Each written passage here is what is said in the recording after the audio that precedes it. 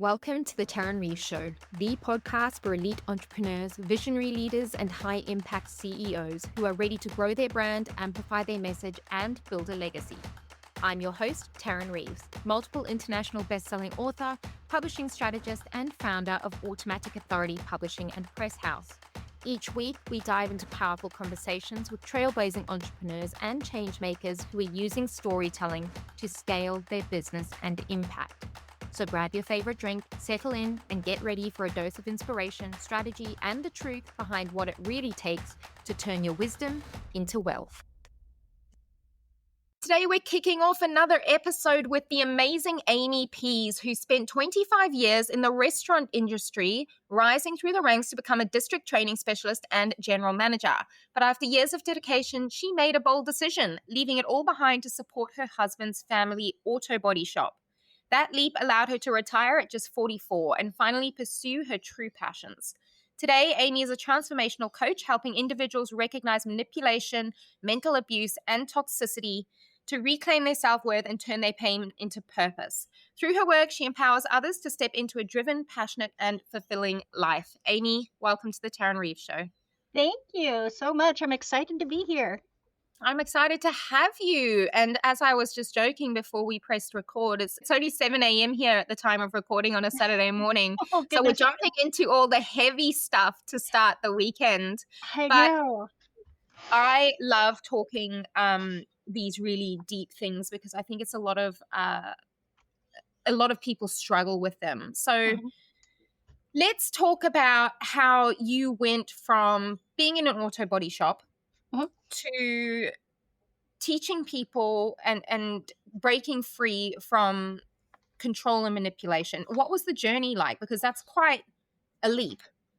Yeah, it is. It's a huge leap. And actually, I surprised the hell out of my husband when I told him what I wanted to do once we sold everything and decided to retire. He's like, "You're going to do what?" And he was pretty surprised too. But it comes from my own personal journey of defying and defeating a manipulative adopted family that I had growing up, and being in that situation where I was taken advantage of financially. I was made to believe that I would never be a functioning adult on my own without these people in my life, and was really manipulated into caring for them and providing for them all under the disguise of love. We love you, right? And so it took a lot of courage for me to step up to these people who were mentally abusing me and financially abusing me, and get them out of my life so that I could live my life on my terms. And then after the fact, after I left, what I really wasn't prepared for was the emotional stuff that was going to hit me after I left. You know, leaving was one big step, but then after leaving, you had the aftermath that you had to deal with, the depression and the anxiety, and you still had all of the negative talk that's still going on in your mind from these people who essentially brainwashed you into thinking you're not good enough, that, you know, you'll never be able to do anything on your own without them. You know, that kind of talk still very much alive in your mind. And it took me 15 years of studying psychology, dark psychology, trauma recovery, and just depression and anxiety, manipulation, studied all of that so that I could recover myself. And it's been kind of a passion of mine to want to help others kind of overcome that now that I figured out how to do it myself. And I see a lot of other women out there struggle with the aftermath of leaving something. They get the courage to leave the mental abuse and the toxicity, but then the aftermath is what typically ends up really destroying them, putting them through addictions to deal with what's going on in the mind afterwards. And I want to be able to stop that, because it's not a necessary path that you need to go down. And that's where this all came from. And I'm really excited to be in this position and help the people that I'm able to help. And some of the stories that I hear are just heartbreaking. And it's just it's really fulfilling to be able to do this and to fulfill what is my purpose, and help as many people as I can. Amazing. So, when did you realize, or did you always know that this family had been abusing you in so many ways? Because I know from my own experience of various forms of abuse and, just being in the area, I've got a degree in criminology. I did a lot of psychology at uni. Mhm. People don't always recognize that they are being abused. And when you do recognize it, it can be very, very hard and scary to break away from that. So, what was kind of your turning point? Was it an aha moment or was it a gradual awakening? Talk about that, please. Well, yeah, so it was, and it hit me like a ton of bricks, and it actually took a doctor that I had never seen before to really open my eyes to what was going on. Mm, Um, I was in a position where I was the only person working, supporting my adopted brother, a very capable man who could have had a job on his own. I supported him for 5 years. But he always had one excuse after another as to why he couldn't go get a job. He destroyed my credit, and always had, cars getting repossessed, utilities turned off, never enough money for food, never enough money to pay the rent. I was also supporting my adopted mother. And at the time, too, I was a single mother of a newly diagnosed autistic son. And so I wow. was supporting all 3 just on my little income of, $13 an hour, which wasn't even covering the rent hardly. Um, and because of it, I had a lot of depression. My family had convinced me that there was something wrong with me inside of my head, which was Mm, why they needed to be in my life to care for me. I couldn't do it on my own because I was crazy in the head. Um, they put me in a lot of mental health programs. I was on a lot of mental health drugs, antidepressants, anti-anxieties. My brother would call up my doctor and tell him how much worse I'm getting, to the point that they had me on bipolar and schizophrenic medications. mm, Um, all of which I did not have these problems. One day I get a phone call at work that they intend to repossess my car. I get another phone call from my mother that they had turned the lights off. And then I got another phone call from my brother saying he needed more money to for something. I don't know. And I lost it at work. I had a major panic attack. No idea. The car was what I needed to get back and forth to work so I could support everybody. So I was freaking out over that. I had no money to get the lights turned back on. And I had another 10 days till payday before I could even think to pay anybody anything. And so I had a major panic attack at work, and my boss sent me home. And instead of going home to my problems, I went to an urgent care. And what I was looking for was more medication. I wanted some Xanax or Valium or something to calm me down so I could think about what my next move was going to be. And in that appointment, I saw a doctor I'd never seen before, just an urgent care doctor. And he looked through my chart and he saw everything that I'd been taking, everything I had tried taking in the past that never worked, a ton of mental health medications. And he's just looking at everything and he's like, nothing is working for you. Something should be helping you find some kind of relief by this point, and nothing was. And he pointed that out to me, and he was really one of the only ones who ever stopped to ask, hey, what is going on in your life? And I mm, told him about everything that my brother was putting me through, and me supporting him, and his adventures that he's going on. And then, of course, the mother that I'm supporting, and being a single mom of an autistic child. And it's so much. And I just need some more medication so I can figure this all out. And that doctor looked right at me and he said, your problem is not chemical. No amount of medications are going to fix any of this for you. Your problems are 100% situational. You mm. change your situation, you look at what's going on around you, you open your eyes to the manipulation and the abuse that you are being subject to, and this will all go away. Mm. And that was the first time I'd heard any of that from anybody. And I'd been seeing a mental health professional for, a couple years at this point. And Mm. and it never thought they never thought to tell me anything like this before. So it really hit me like a ton of bricks. And the doctor told me, I can give you pills, but it's not going to fix anything. Mhm. You're going to calm down for a minute, okay, but you're going to be right back here. He's like, I'd prefer to not give you any more medication, and I'd prefer you to make the decisions and the choices that you need to make and fix your life.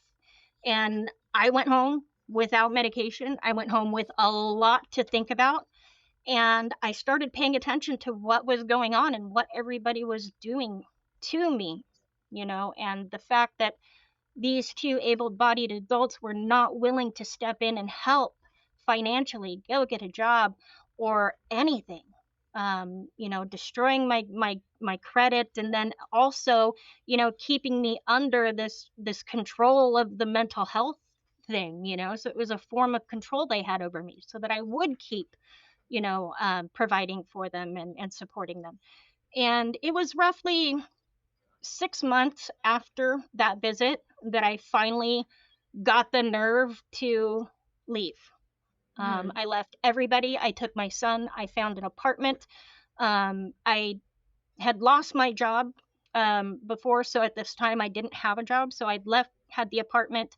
I had an apartment I had to pay for, but with no job at the time, and I had my son.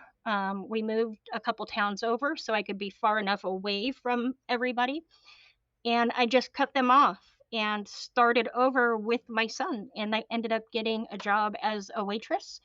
And that's when everything really hit me. The depression and everything started to hit me again really, really bad, because I felt really stupid that I fell for all of this. I felt naive. I felt gullible. And I was really depressed. And now I was really alone, because that was the only family I had ever known. They were my adopted family. And so now I had nobody but me and my son. Mm. And so it was overcoming that depression and that anxiety, and relearning that I am worth it, that I'm not the crazy one. And as soon as I started to go down that path and start to put some self worth back into me and start getting these little wins in my life, I started to build the self confidence that I needed to start attracting the right people in my life. Before, I had always attracted the wrong people, even in romantic relationships. Mm. Now, I'm attracting all the right people, because all of a sudden I do have a self worth. And that's really kind of where that all came from, that turning point, that doctor telling me, hey, this is the problem that you have. It is situational. And if you don't fix it, it's never going to fix it. There's no amount of medication that's going to fix this for you. And Mm. then taking it from that to going on my own and having the courage to, you know, figure out if I love myself, decide that I love myself, and then really start to pour into myself. All of a sudden, I'm a better mother to my son. I'm providing for him a lot better. I'm showing up for him a lot more.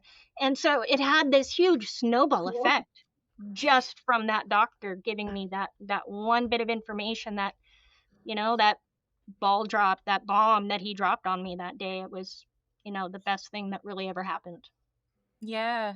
Wow, what a journey.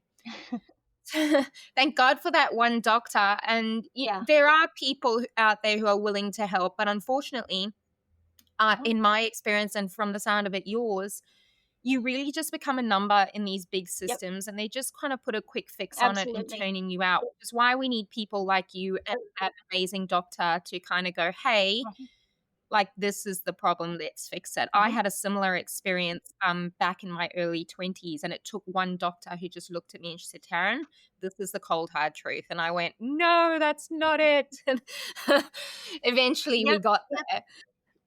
But manipulation and mental abuse can be really subtle. Mhm. And when we're recognizing these things, what are some of the most common red flags that people should watch for in relationships, families, workplaces, even their self-talk? Oh yeah, there's so many, but some of the biggest ones, and one that was for me that was really hard to notice, but looking back I can see it now. But it was the over concern for Mm, my well-being and my state of mind. You know, Going back to my story, the fact that they were so adamant that there was something wrong and they were so concerned about this thing that was wrong inside my head, that I had these issues. That was a huge red flag. Yes, you would want concern from family members, but the fact that it was just, it was over the top concern for me mm, and my well-being. So that can be a red flag, and you do want to look at, you know is their reaction and their concern like a normal healthy concern, or is it, looking at your situation, is it something that is designed to keep me feeling a certain way so that I will continue to comply with whatever it is that they want from me. So mm, that was a huge one that I had to learn, and come to grips with, and that was probably the toughest one that I would say. Another one absolutely is the gaslighting. You hear a lot about it lately, and I'm really happy to see a lot of this, mental abuse stuff start to come out, so people can start to recognize some of the signs. So you're starting to see a lot of content around narcissism and the gaslighting that they do. And it's that, no, it didn't happen this way. No, you're crazy. No, no, that's not what happened at all. mm, And no, that is what you said. That is what happened. And allowing them to completely rewrite the reality of the situation, or mm. your reality, because you do have a different perspective from somebody else on what had happened, and that's perfectly okay. you know Yeah. and you start to distrust yourself. You start to learn to think that, okay, maybe my perspective is not reality. Maybe I'm seeing things differently or the wrong way than I should be seeing them. And so if you're feeling that a lot, and you're getting that from one particular person, you got to start to look and think, okay, are they really gaslighting me? And if they really are, then yes, that's a huge red flag that they're trying to make you start to distrust yourself. And when they get you to that point that you distrust yourself, they've got you, Mm, because that's the ultimate control right there, is when you can't trust your own head, you can't trust your own words or your own thoughts. They've got you. So if you're in that position and those are the thoughts in your head, you're absolutely being mentally abused, for sure. yeah. Um, Yeah. let's see, another good one is the future faking. This was a huge one that I would, um, run across with my family as well. And that's the grandiose promises of this, great future that we're going to have together if we stay together, right? Mm, My brother and I were going to eventually have this huge house. We were going to be business partners, on this journey of a soap making business that we were going to start. And every time I would think about, you know, addressing the situation, which is why it took me about 6 months to get out, because that was the tactic he resorted to, was the future faking. Okay, I mm, know that this is a problem that you recognize, but if you just stick with me, this is where we're gonna be, and it's gonna be beautiful, right? mm, And so you got to watch that when they're not making the necessary steps towards that promise that they're making you, then you're being led on and you're being manipulated. yeah. Look, I love this conversation because I've experienced so much of this, and I Yeah. and it's even bringing fresh things to my eyes and my experience. But I want to talk specifically gaslighting because this is something that seems to have come to light, like you said, or now has a name rather, and people are starting Mhm. to call it out. And my understanding of gaslighting is when people are telling you that it didn't happen that way, you're wrong, you're making things up in your head. What did someone say to me the other day?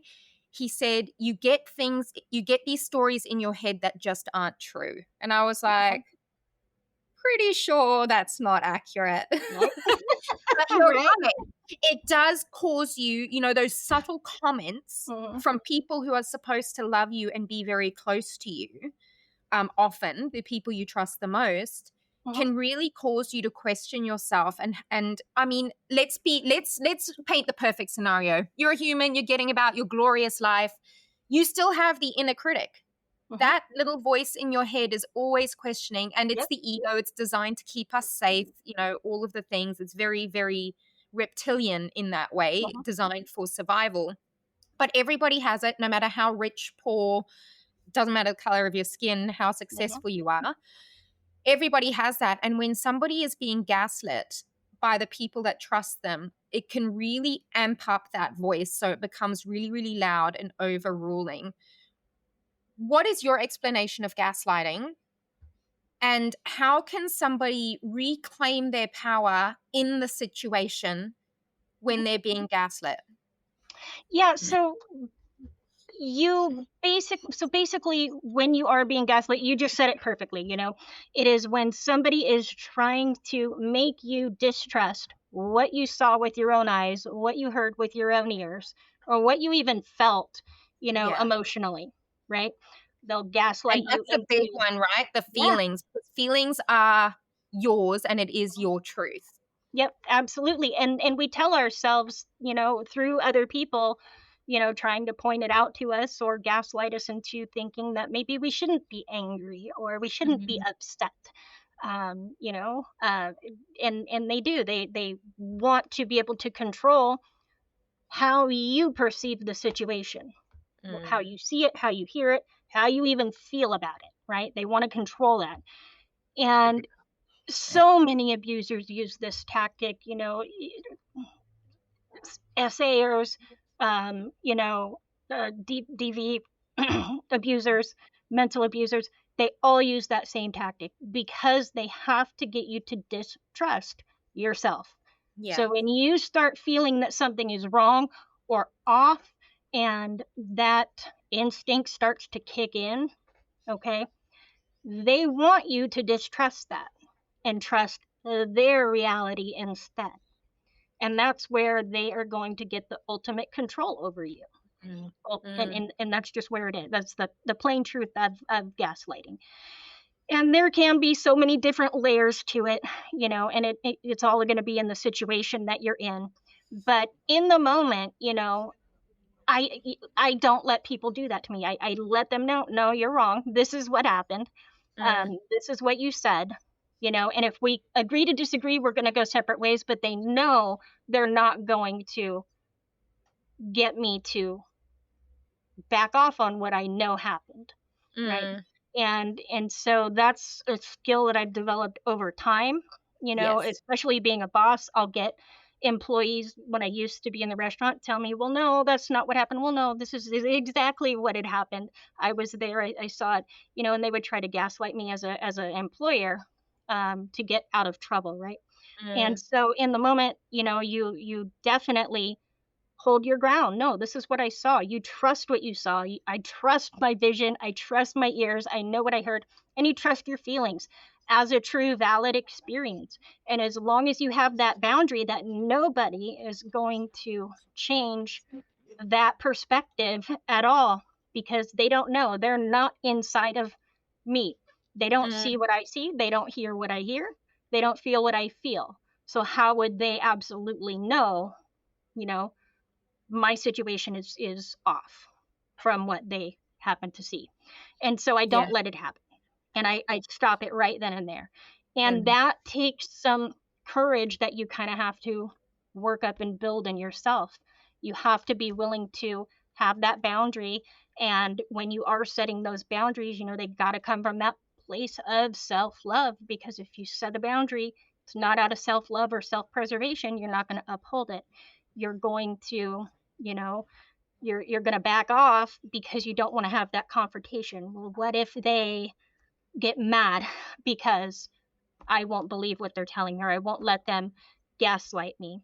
It's, well, okay, they're going to get mad and I don't care. And that is something that you absolutely work on and develop, and that is what I help people with, is getting to that point that mm, they can look at a gaslighter in the face and say, no, no, no, no, no, no, you're not doing that to me. This is what I saw. This Mm, is what I heard. This is what I felt. This is what's happening. yeah. Do you think that the people who are doing the gaslighting are know that they're doing it, are conscious that they're doing it, and are doing it from a place of nastiness? Or do you think it's just something that they're actually not aware of and that they may be repeating patterns from their own past or that they've experienced and they just think is normal relationship stuff? Hmm. Yeah, and you kind of look at the individual, at that point. Is this a pattern that they happen to do with you? And do they have some sort of motive? Mm, Okay. Do they have a motive to keep you under control or to make you believe a certain thing or way? Is there yeah. something they want from you or they want you to do? Okay. Now, if they're coming from, a place that is completely innocent, then maybe it is something that they're gaslighting themselves into thinking, okay, maybe it didn't happen this way. So it's something that you Mm, do got to take by the individual and try to understand what their motive really is with you. So if they're trying to control you, absolutely they know what they're doing.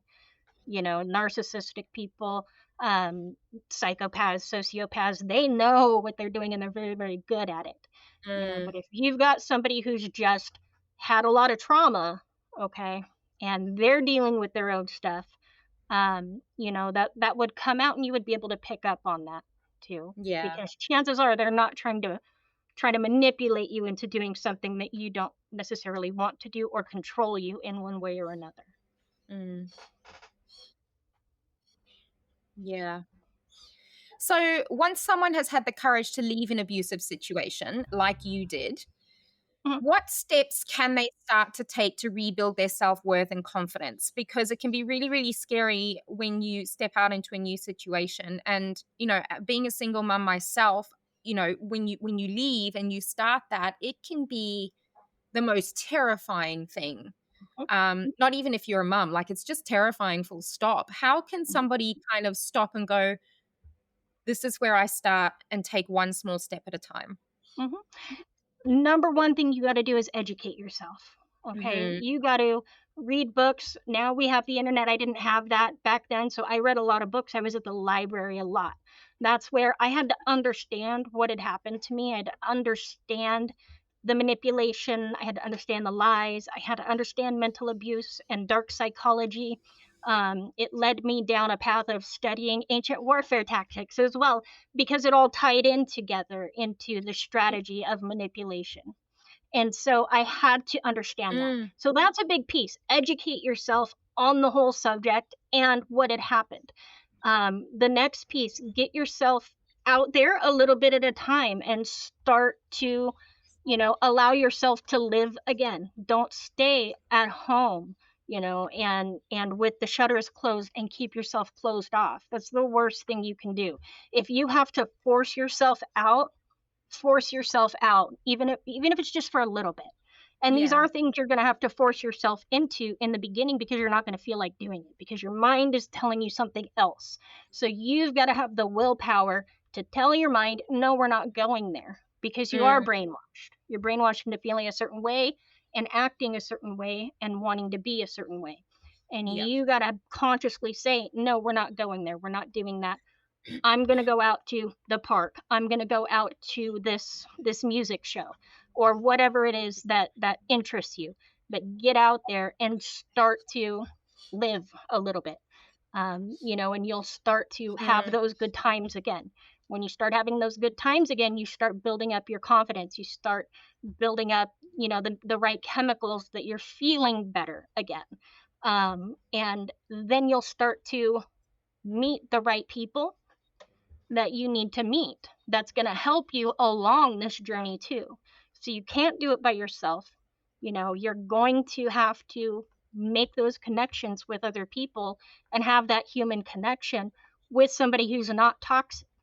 And the biggest reason you have to do that is because you don't want to fall into the trap where you are not trusting of anybody ever again, where you're stuck in mm, this mode of I can't trust what any other person says or does. I can't have another relationship.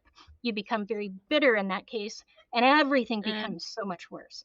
So that's why it's so important just to get out there again and start meeting people, start doing things, and forcing yourself to do it in the beginning.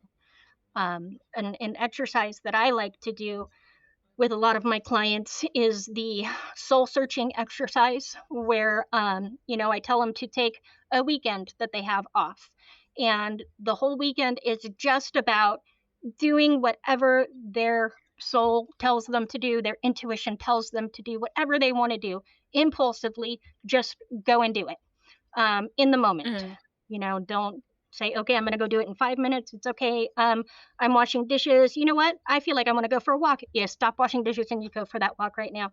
And what you're doing in that case is you're reconnecting to your intuition, to your soul, and you're telling yourself again that you're important and the things that you want to do is very important. And they find it really helpful to do that over a 2-day period, and they start to want to plan things again, want to plan the fun activities again. They start getting ideas of things they'd like to pursue again. And so it really helps them to start, I guess, living again, after the abuse, Yeah. really. Yeah. So let's talk boundaries, because I feel Mhm. like this is a large part of the work, and something I personally struggled with over the years is setting boundaries, because I think people who have experienced any form of abuse really have boundary issues a lot, Mhm. and we become people pleasers, and because we're people pleasers we have trouble setting boundaries, and when we set boundaries we just let them get trampled again and again and again. Yep. So let's talk about that and how boundaries play a role in protecting us from toxic people. Oh yeah, for sure. And boundaries were my biggest issue, and it was because I had zero confidence in myself, and that's kind of where it all comes from. We don't have any confidence in ourselves. We don't have any real love for ourselves. We don't have an idea of self Mm. preservation or anything like that. It is all about our identities have become all about pleasing other people and being non confrontational and Yeah. being that yes person, because that's what we were raised to believe we are to do. And this is a big problem that women really struggle with, Yeah. because they are taught to please everybody. If somebody asks you to do something, you do it, and you do it nicely, and you don't complain about it. You just do it, right? We're not taught, as girls, to have those boundaries, really. And I like to see that these conversations are starting to happen, and a lot more mothers are trying to Yeah. instill that in their children, especially their daughters. But that's the biggest piece, is not having that, and not having that inability to set that boundary, because we're afraid of the confrontation. We're afraid of people being displeased in us. And Mm. really, where it's going to come from is, one, self-love. You've got to have that. Okay, if you do not have any kind of love for yourself, or any kind of self preservation motives of any kind, you're not going to uphold any boundary you set, because you're going to revert back to, I got to please this person instead of I got to please myself. Yeah. And so if you don't have that, you're going to go back to that every single time. So if you are having problems setting boundaries and upholding them, you constantly find yourself trampling over your own boundaries, you got to work on that self love piece. Mm. You got to work on that self preservation piece. And once you do, you will start to see that it's a lot easier to tell somebody, no, I'm not doing that. This is my boundary. We're not going to do this. And something else with boundaries is, a lot of people kind of have a misconception about the boundaries as well. They think that the boundaries are for other people to not cross, but Mm. it's backwards. The boundaries are for you to not cross yourself. Mm. Good Okay. point. So they think, okay, I'm going to set up a boundary. I don't want, my friends calling me past 9 o'clock at night. They tell all their friends, don't call me past 9 o'clock at night. Then they get mad when their friends do call them past 9 o'clock at night, right? But what do? We pick up the phone, Mm. right? When it's really got to be the other way around. Other people are not going to remember what your boundaries are. Okay. Yeah. And they maybe do it they may do it on purpose. They may overstep your boundaries on purpose. They may do it because they're just not even thinking about it. Okay. Mm.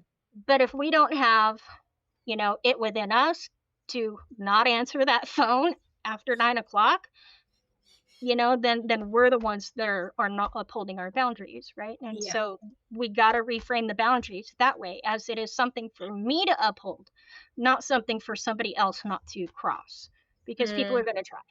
And so Yeah. uphold it yourself. It's for you. Yeah, I love that. It's such a fresh perspective. No one's ever explained it to me like that before. So thank you. That was Yeah. awesome. Can you share a success story of someone that you have worked with who overcame abuse and built an amazing life off the back of that? Yeah, absolutely. We just went through my beta program of my course, Finding Strength After Toxicity, and I had 10 individuals who Mm. went through that course.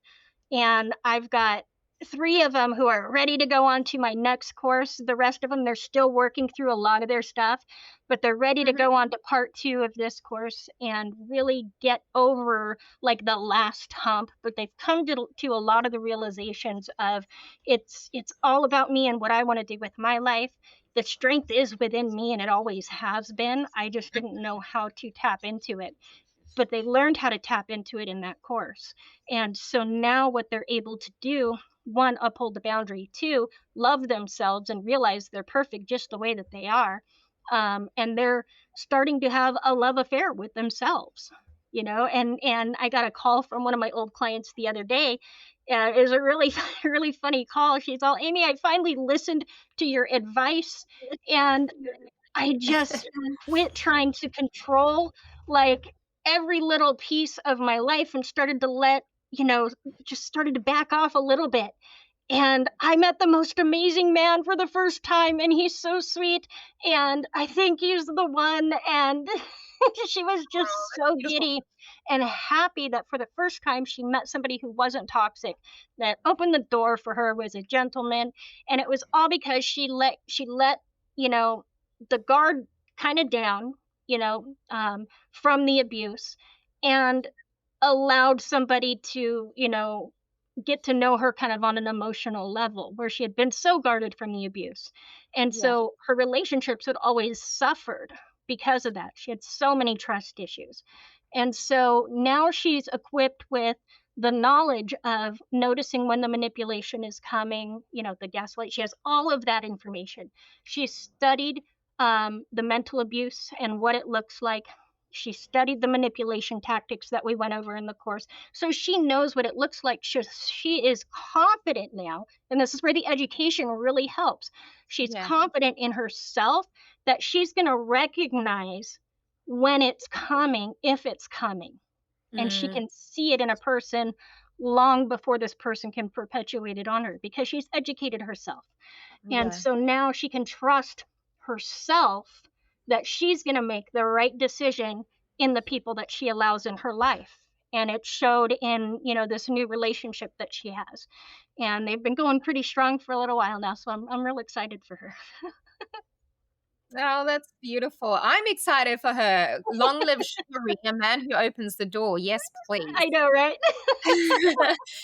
Now, if someone listening right now feels trapped in an abusive and manipulative situation, what would you say to them? If you feel trapped and you're in that situation, you need to start planning your exit, and you've got to be strategic about it. Okay. Mhm. You've definitely got to have that plan. Where am I going to go? What am I going to do? How am I going to support myself? And the answer is never, I can't do this because I don't have these things. The Mm. answer is, how am I going to get these things? What am I going to do to get these things, and take the action to put those things in line?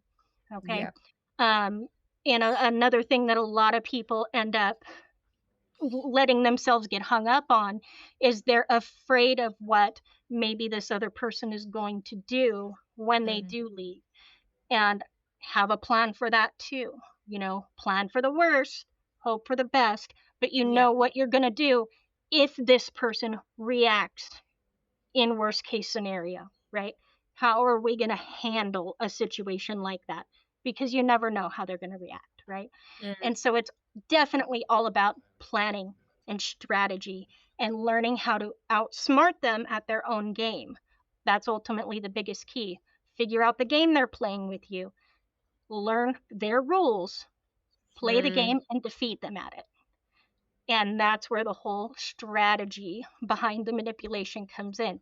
Again, going back to the education piece, learn what they're doing and the tactics they're using against you, and then learn how to defeat those tactics. yeah, I love that. Amy, I think it's really inspiring how you've managed to turn your pain into purpose, Thank you. which is one of the things that you do, and you now, giving back from a place of experience, and life has allowed you to do that, or rather, you created that for yourself. So you should be Yeah. very, very proud of yourself. Thank you for the Thank you. work that you do. For those of you who are wanting to connect with Amy, I'm going to put all of her links and things in the show notes. Go and check her out. Her content is great. Obviously, she's great. She's a whole vibe. Check her out if you're seeing the Thank you. video version of this. Now, before we love and leave each other, Amy, we have a tradition on the podcast called the book drop. Mhm. And we want to know what book has impacted you either personally or professionally, and why. Okay, I'm going to give you one that really helped me right after I left my manipulative situation. And it was called Mind Control Mm, by Dr. Ha Ha Lung. It was a pen name, but you'll find it in the martial arts section actually. But it is a book all about manipulation, manipulative tactics, and he goes into a little bit about ancient warfare strategies, Sun Tzu, Machiavelli, all of that. But it all ties into the manipulation piece so well and the mind control piece. But what this book does is it opens your eyes to all the tactics that they've used against you this whole time, and then how to combat it, and really get it to stop.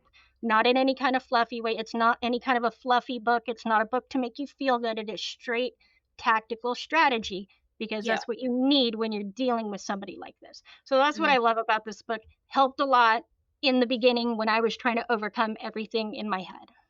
yeah. Amazing. Well, thank you so much for your wisdom today, Amy. Thank you. Thank you. Thank you.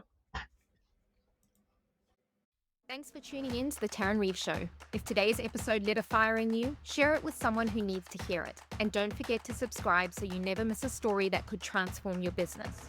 If you're ready to write the book that positions you as the go-to authority in your industry, visit automaticauthority.com to find out how we can help you make it happen. Until next time, keep owning your story, leading with impact, and building a legacy.